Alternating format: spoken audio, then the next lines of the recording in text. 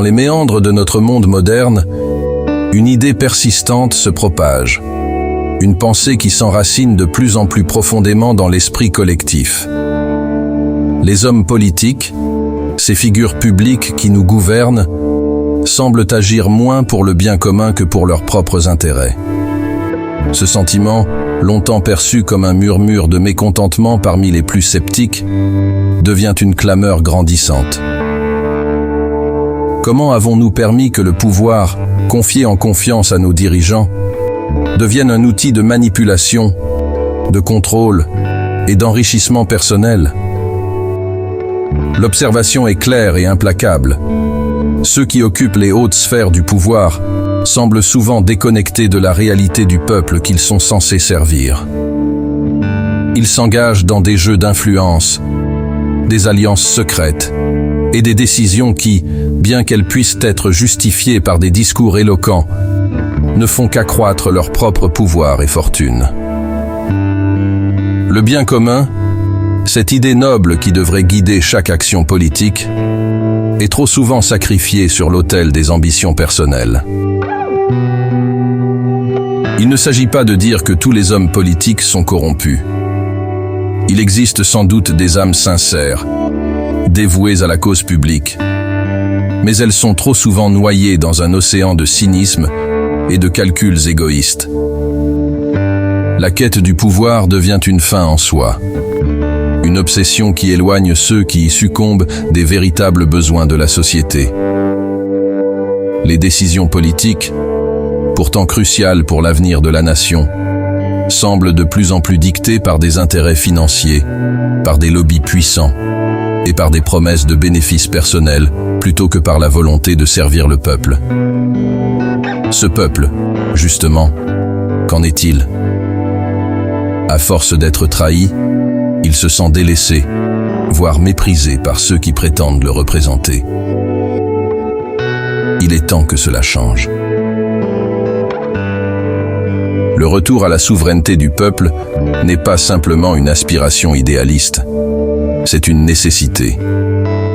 C'est une réappropriation du pouvoir par ceux à qui il appartient légitimement.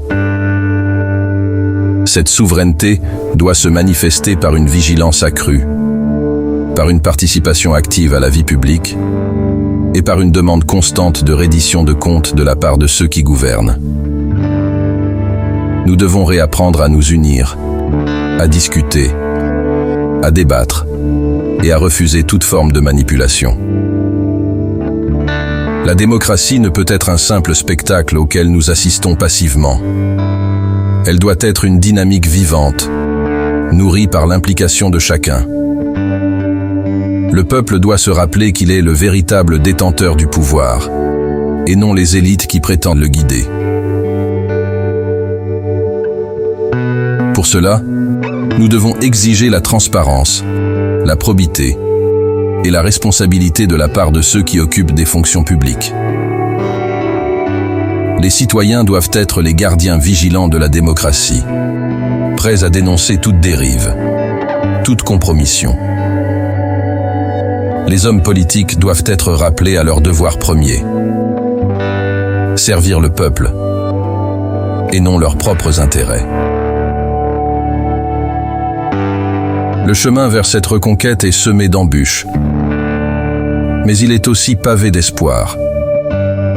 Car en fin de compte, la force d'une nation réside dans son peuple, dans sa capacité à se lever pour défendre ses droits, à revendiquer son rôle dans la gouvernance et à refuser toute forme d'oppression ou de manipulation.